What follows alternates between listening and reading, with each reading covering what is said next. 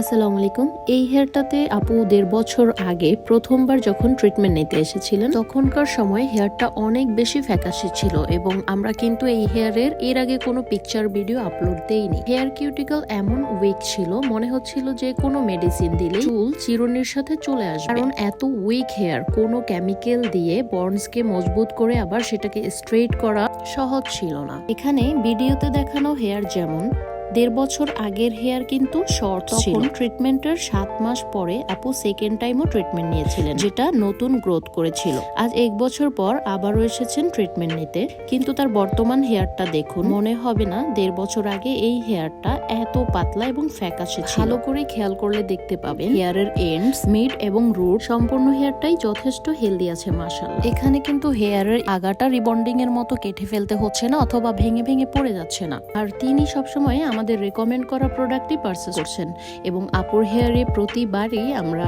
আমাদের signature moisturiser ট্রিটমেন্টটা করি। এমনকি এই টাইপ হেয়ারগুলোতেই আমরা ময়শ্চারাইজার ট্রিটমেন্টটাই করে থাকি। আপুর হেয়ারের কালারটা দেখতে পাচ্ছেন, এটাও কয়েক মাস আগে আমাদের কাছেই করেছিলেন।